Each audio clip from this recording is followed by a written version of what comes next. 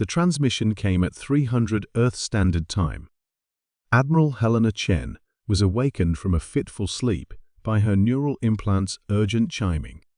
She sat upright in her quarters, aboard the EFS Intrepid, Earth's flagship and the pride of the Terran Defense Fleet. "Play transmission," she commanded, her voice still rough with sleep.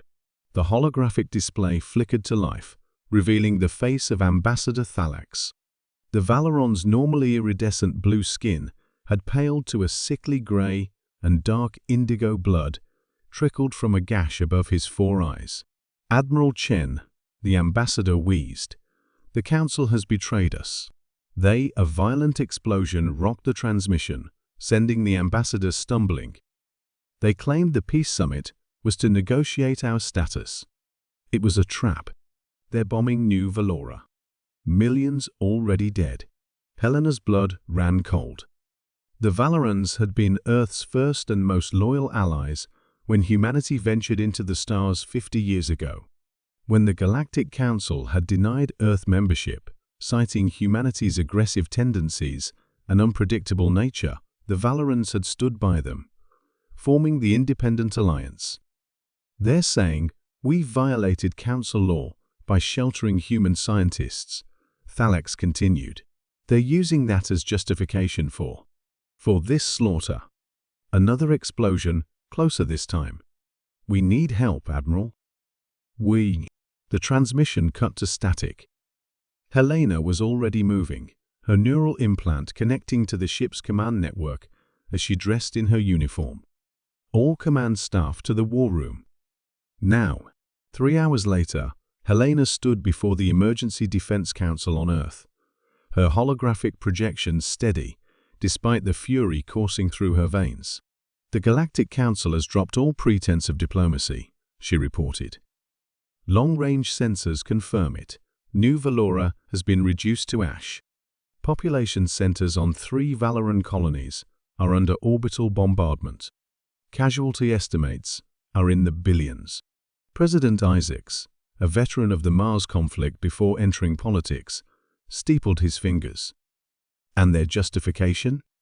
"They claim the Valorans violated Council Directive 5291, prohibiting the sharing of restricted technologies with non-Council races, specifically us." Helena's jaw tightened. "It's a pretext. Intelligence suggests the Council has been planning this for years. They fear our alliance and our growth."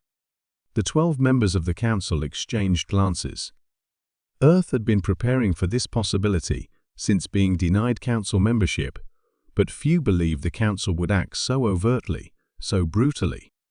"The Valorans came to our aid when the Drazaran pirates targeted our colonies," General Santos reminded them. "They shared their medical technology when the Regelian plague threatened to wipe us out. They've been loyal allies for half a century." President Isaacs nodded gravely. "And humanity pays its debts." He turned to Helena. "Admiral Chen, as of this moment, you are authorized to execute Operation Thunderbolt. God help us all." The Galactic Council's High Command was celebrating their successful first strike against the Valorans when the sensors went dark. On the command deck of the Council flagship Eternal Justice, Supreme Commander Zox Alvarez frowned at the sudden loss of data. "Sensor malfunction?" he demanded of his technical officer. "No, sir. It appears to be a targeted disruption. We're detecting unusual subspace fluctuations, but our systems can't identify." The officer never finished his sentence. The first of Earth's newly developed quantum torpedoes materialized directly inside the flagship's shields. Having bypassed them entirely through artificial micro-wormholes technology, the Council had deemed theoretically impossible. The Eternal Justice, pride of the Council fleet and home to 3 of the 9 Council members overseeing the Valoran operation, disintegrated in a sphere of blinding energy. Simultaneously, at 37 other locations across Council space, Earth's hidden fleet emerged from what the Council's scientists had dismissed as stellar anomalies. In reality, they were artificial quantum slipstreams, another technology Earth had been quietly perfecting. On the bridge of the EFS Retribution, Admiral Chen watched as the tactical display showed the progression of Earth's counterattack. All task forces report successful emergence, her XO reported. Council forces are in disarray. They didn't expect us to be able to strike so deeply into their territory, so quickly. Helena nodded, her expression grim. Earth had hoped to keep their technological advances secret until they could negotiate council membership from a position of strength. The slaughter of their allies had forced their hand.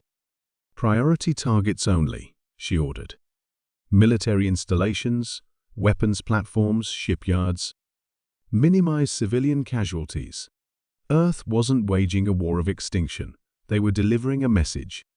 The Council had believed Earth's exclusion from their ranks had kept humanity contained, technologically limited. They had gravely miscalculated. New message incoming from Council Prime, the communications officer announced. There, requesting an immediate ceasefire and negotiations. On screen, Helena ordered.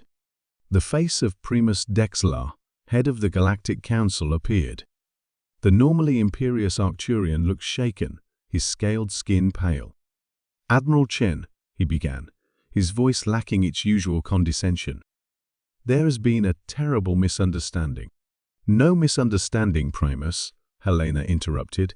We received Ambassador Thalax's final transmission. We've seen the ashes of New Valora.